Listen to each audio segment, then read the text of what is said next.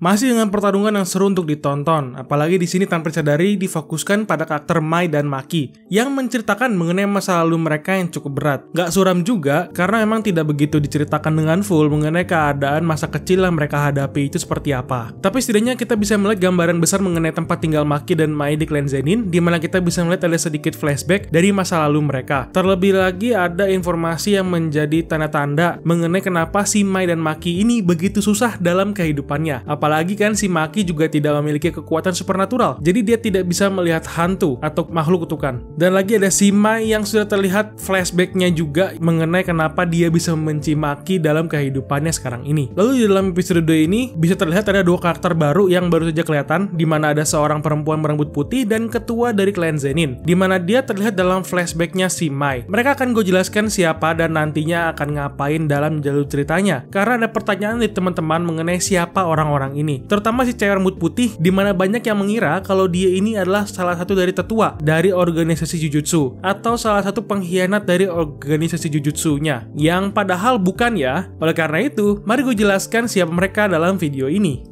Pada pembahasan pertama, gue akan membahas mengenai keadaan yang dialami oleh Maki dan Mai di sini, yang sudah terlihat kan bahwa mereka ini kan kembar, sesuai dari informasi yang sudah kita ketahui di episode ke-8. Apalagi sesuai dari flashback yang diberikan oleh Mai di sini, ada informasi yang mengatakan bahwa tradisi dari klan Zenin atau semua klan Jujutsu sepertinya menganggap bahwa anak kembar itu adalah pertanda kesialan atau nasib buruk untuk klan yang memiliki anak kembar. Dimana tradisi ini sebenarnya pernah terjadi dahulu kala di dunia kita, bukan di dunia fantasi, di dunia kita, di mana ada zaman sebuah statement anak kembar itu dianggap sebagai perwujudan iblis atau nasib sial atau nasib buruk di seluruh dunia sebelum mengenal sains dan akal sehat, mungkin ya bisa dibilang. Terlebih lagi dikarenakan oleh Maki yang tidak bisa melihat kutukan dan menggunakan jurus kutukan juga, yang membuat hidup dari Maki dan Mai itu semakin terpuruk karena dianggap mereka itu sebagai beban dari keluarganya.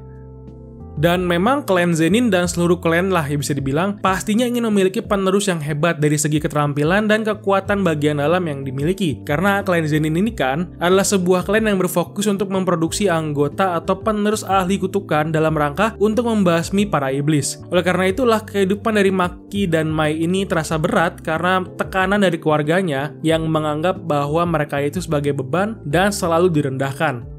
Ketika melihat Mai dan Maki sendiri yang menjadi anak kembar, bisa diandaikan mengenai bagaimana kekuatan mereka terbagi menjadi dua. Dan di sini seharusnya bisa terlihat ya, kekuatan dari Maki yang tidak bisa melihat iblis ini disalurkan ke tempat lain, yaitu kepada kekuatan tenaga tempurnya yang besar. Jadi dia kehilangan indera dia untuk melihat kutukan, namun sebagai gantinya dia bisa mendapatkan kekuatan yang besar dengan bantuan senjata kutukan. Tenaganya juga yang menjadi daya tarik tersendiri dari keahlian bertempur dari si Maki. Lalu kekuatan dari Mai yang menjadi sisi lain dari Maki sendiri. Sebenarnya dia ini tidak memiliki kelebihan apa-apa kalau menurut gua. Karena selain dari dia bisa melihat makhluk kutukan, dia juga memiliki tenaga kutukan dalam dirinya. Namun, sayangnya dia ini hanya memiliki sedikit saja tenaga kutukan yang dia punya selama ini. Oleh karena itulah dia masih tetap direndahkan karena kekuatannya yang kecil dan dikarenakan dia itu adalah perempuan.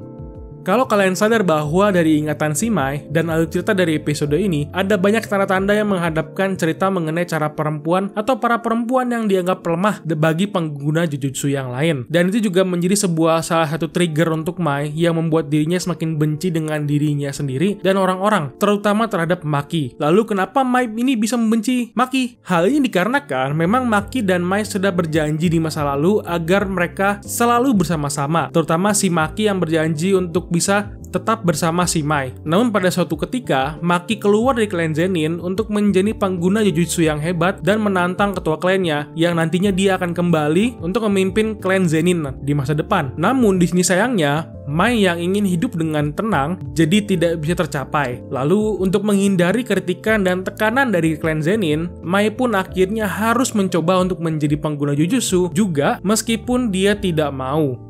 Lalu masuk ke pembahasan kedua, yaitu mengenai dua orang yang baru saja muncul untuk menjadi cameo ya nyebutnya, yang nantinya akan nanti lagi jauh baru muncul lagi ini dua orang karakter. Yang pertama adalah ketua klan Zenin ke-26, yaitu Naobito Zenin. Dia ini adalah orang yang cukup keras dalam membimbing anggota klannya. Meskipun dia terlihat seperti orang bebas atau free man, dia ini orangnya cukup tegas dan keras, apalagi ketika menyangkut dengan kekuatan kutukan. Lalu yang kedua adalah seorang wanita cantik yang bernama Mei Mei. Ya, dia ini adalah pengguna jujutsu profesional yang memang sedang diundang dalam arc kali ini. Dari sifatnya sendiri agak susah untuk diperhatikan karena sifatnya yang cukup eksentrik, terutama jika menyangkut dengan adik laki-lakinya. Tapi ada satu hal yang penting, yaitu adalah dia sangat menyukai uang. Jadi dia akan bekerja ketika sudah dijanjikan uang sebagai hadiah dari pekerjaan yang dia lakukan, seperti yang dia katakan dalam episode ini. Lalu dari pertanyaan teman-teman yang mengira kalau dia ini adalah musuh, yang aslinya bukan ya teman-teman. Dia ini masih menjadi pengguna jujutsu profesional yang memang akan membantu cerita dalam arc festival sekolah di sini nantinya untuk menemukan keberadaan para murid sekolah yang sedang berada di hutan dengan imbalan uang 10 juta dari Gojo kalau nggak salah ingat ya. Dan kita mungkin akan melihat gaya bertarung dari perempuan ini nanti pada saat arc Shibuya atau pertarungan di Shibuya bersamaan dengan ketua klan Zenin yang menjadi flashback dalam episode 17 di sini. Jujur saja, gue mendapatkan bocoran bahwa ada 2 karakter baru yang akan muncul di anime Jujutsu Kaisen, yaitu adalah 2 orang ini. Yang langsung gue simpulkan, wah sampai arc Shibuya dong. Ketika melihat chapter dan melihat episodenya yang sudah mau habis, ya itu sih sudah jauh banget ya. Jadi nggak mungkin banget. Dan sepertinya juga sudah dipastikan bahwa cerita animation 1 Jujutsu Kaisen akan sampai ke festival sekolah ini saja akhirnya. Ketika pertarungan melawan kelompok Geto yang sudah mulai masuk ke dalam. Setelah selesai, baru deh ya, selesai season satunya nanti. Nah, itu aja pendapat dan informasi mengenai Jujutsu Kaisen episode ke-17. Bagaimana pendapat kalian mengenai episode kali ini? Tulis kolom komentar ya. Dan jangan lupa bantu share video ini ke semua sosial media kalian. Jika kalian suka dengan pembahasan di video ini, tekan tombol subscribe-nya ya, untuk membantu menyemangati gua untuk terus bikin video. Dan jika kalian ingin lebih bantu channel ini, bisa langsung berikan dukungan kalian ke link yang ada di deskripsi. Thank you and bye-bye.